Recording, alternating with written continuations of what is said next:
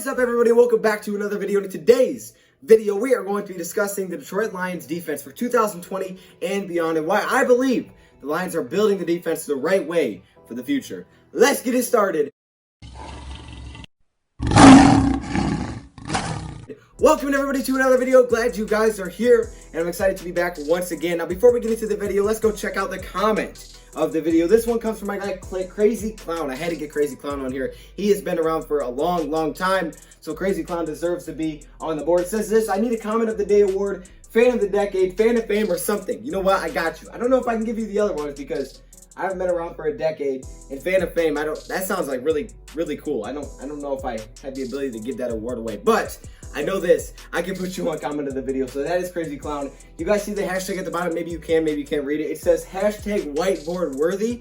That is fire. I just thought of like a crazy cool hashtag. Now, speaking of hashtags, I don't know if you guys saw the whole hashtag we want to play for college football. Kind of crazy stuff going on right there. Maybe we'll even do a video on that. I know it's not Lions related, but we may do a video on that later. So in today's video, we're going to be talking about why I believe the Detroit Lions defense has reason for optimism for the 2020 season and the future. Why I believe they are building the right way in today's NFL. See, we know last season the Detroit Lions had one of the worst defenses in the league. I mean, that's no surprise to anybody at this point, but the Lions defense was not good last season. They gave up tons of points, tons of yards. They couldn't get off the field in the fourth quarter. They couldn't end a game. The Detroit Lions last season, I believe, had a negative 4.2 expected win-loss in the fourth quarter and overtimes. The Detroit Lions just could not find a way to get off the field. They gave up tons of points. They would allow teams back into the game, and they would lose games. Now, some games weren't their fault, right? The Packers game, I'm not going to put that on the defense. In week one, when the Detroit Lions were leading 24-6, the Lions blew that lead and ended up going to overtime. The Lions did tie, but that was a big blow for the Detroit Lions defense, and it kind of snowballed after that. The Lions defense was not good last season, but I do believe there is reason for optimism for 2020 and for the future on how the Detroit Lions are building this defense schematically. See, I think last season it's not just, oh, the Lions scheme was bad or this one player was trash, and I think there were so many factors that went into it, like the players wanting out, injuries. There was just so many different factors that went into the Lions defense being that bad, because that bad of a defense isn't just one problem. It's not just, yeah, this is a bad player, that's the reason our defense is trash. It has a lot of factors. So last season, I think we saw that. But like I said, I think there's reason for optimism for the future and how the Detroit Lions are building their defense. So I would say the last couple of years there has came up this argument that pass coverage is more important than pass rush, when historically that has never been the case, right? No one's ever really believed that pass rush is less important than pass coverage. Everybody's looking at it saying you got to get the top pass rushers, you got to be able to get to the quarterback, especially if you can do it without blitzing. That disrupts an offense. They have to get the ball out quicker. That's just how you win football games defensively. That has been the narrative for a very long time. But analytics in the last couple of years have went completely against that. Pro Football Focus, other analytics sites have went to the other side, saying that actually pass coverage is more important and has a bigger impact on win-loss and can actually help the pass rush much more than the other way around. See, the belief is usually that, okay, if you don't get a lot of pass rush, but you have really good pass coverage, that doesn't really matter because the quarterback can hold on to the football all day long. Someone is bound to get open, but we know that never happened. No quarterback holds on the football all day long. They can hold on to it for a while, but you even saw glimpses of that with Matt Patricia, that the quarterback would stand there for seconds and then no one would come open and he would just get a covered sack. That's where covered sacks comes from.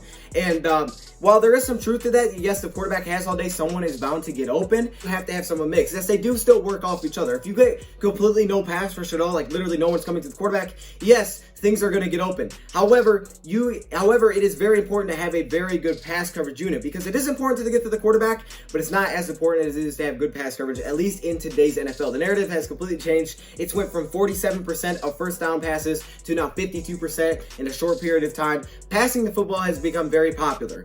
And the other thought is, okay, well, if you get pass rush, the quarterback's got to get the ball out of hands quicker, so that's really good for the defense. But in today's game where a lot of things are dump downs, a lot of really good, efficient plays, we know you see guys like Drew Brees with huge high completion percentage and things like that. Those teams are actually okay with that pass rush, because if they have a bad pass coverage, they can get the ball out quickly, scheme up some things, and make some big plays out of short plays and be very efficient as an offense. So some offenses don't have a problem with that. It really just depends on who you're playing. So while it is important to have both, it's very important to have good pass coverage, at least in today's NFL. Really good examples that I want to share with you in today's video, just to kind of get you guys in that mindset and also talk about why I believe there's optimism for 2020. Let's hop into a few examples. Now, this was an example from last season. It wasn't over the entire season, but it was over about half the season. See, halfway through the season, the Patriots had the best defense in the league. The 49ers had a great defense. The Patriots like 7-0, and people are like, how are these defenses so good? Like, what are they doing? What is their secret? Well, if you simply look at the basic stats, you'll say to yourself, well, they were able to get pressure. That is exactly why. See, the 49ers ranked first in the league in raw sack rates at that time, and the Patriots ranked third in the league in raw sack rates. So both these teams were getting sacks, right? They were putting up those numbers. But how did those sacks occur? Because there's different ways, like I talked about coverage sacks, blitzing sacks. There's different way to get sacks. And in the case of these two teams, they weren't necessarily getting them this because they were winning pass rush. If you guys know the term pass rush win rate, it basically means the first 2.5 seconds of a snap. So your pass rush win rate in the first 2.5 seconds. When you look at both these teams, the 49ers finished 15th and the Patriots finished 24th in pass rush win rate. To make it even crazier, the 49ers' first 20 sacks, only one of those sacks came within the first 3 seconds. And for the Patriots, only 4 of their 26 first sacks came in the first 3 seconds. So basically you're telling me they're not winning a lot of pass rushes. Instead, what's happening is that the quarterback's having to hold on to the football so long, it's allowing the pass rush to get to the quarterback and make plays. And that's what you see with both of these teams. Let's continue with the video. I know I changed my shirt. You're probably thinking, why would you change your shirt during the video? Basically, I had to change because I took a drink and I spilled it on my shirt. I look dumb, so I'm like, okay, I can't wear this with all these like water spots on my shirt. So I changed my shirt and we're going to continue with this video. So as you guys can see, the 49ers and the Patriots were able to get a lot of their sacks because the quarterback had to hold on to the ball. And what do both of these teams have in common? Well, they have great cornerbacks. See, the San Francisco 49ers and the New England Patriots had 2 of the top cornerbacks in the game last season, Richard Sherman and Stephon Gilmore, that graded out incredibly well. And both these teams had good number 2 cornerbacks, which made it so a defense couldn't simply attack one spot. Now, for the New England Patriots, a lot of times with Belichick, he would put his number 1 corner and the number 2 receiver. Then the number 2 corner would go on the number 1 receiver with the safety over top. But with Stephon Gilmore, he didn't have to do that. So that was a huge benefit for him. Teams were able to get a lot of sacks. The quarterback hold on to the football for a longer period of time. And that's a huge reason that coverage is very important. And this is the San Francisco 49ers, right? 1 out of their first 20 came in under 3 seconds. And you have Nick Bosa. You have that great defensive line and only 1 out of your first 20. So I think that really shows you how much pass coverage is effective because put a lot of money and a lot of assets to make that pass rush really, really good. And you can see a lot of it still does stem from their ability to help in coverage. We have another example. How about the Kansas City Chiefs? So in 2018, the Chiefs were a really good offense. Obviously, we know that. Their defense, however, was not very good, but they did one thing really, really well. They finished really bad. They finished 31st in yards, 24th in points, 31st in pass yards, 27th in rush yards,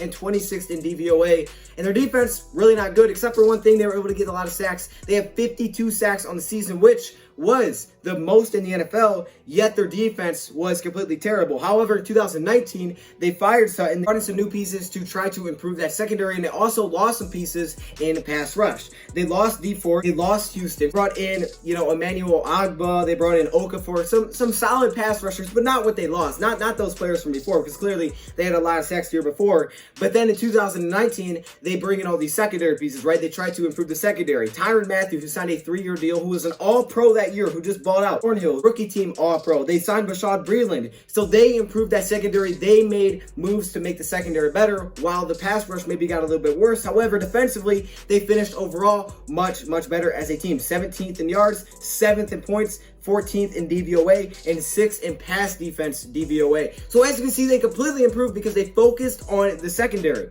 And now we know, again, pass rush is important, and we have seen Matt Patricia's not neglected that. He went out and signed the big $90 million man in Trey Flowers. He drafted Julian Okwara, even if it was to replace Devon Kennard. He still has brought in some pass rushers time to time. Lions last season, lowest average in the league on players brought per play. So the Lions were bringing only 4 players per play defensively, which was the lowest in the NFL, which means the Detroit Lions obviously didn't blitz a lot last season. We know that. The Lions were one of the lowest blitzing teams. The blitz is 5 or more players. The Detroit Lions, on average, brought 4 per play. So the Lions usually didn't blitz very often. I think that could change next season because what we saw last season for the Patriots is that, yes, they were not able to win a lot of pass rushes, but what they did do is they blitzed a ton. With a good secondary, they were able to blitz because they were able to rely on that secondary to hold up for a few seconds, which let the pass rush get there. See, what I see here is that the Lions could potentially blitz more next season. I don't know. We'll have to wait and see. Like the Patriots, the Lions do a lot of different weird things to get pressure without having to blitz. We're bringing a lot of different guys. You really never know who's coming, and that's kind of the Lions' advantage. They also have good pass coverage linebackers. When you looked at the Patriots from last season,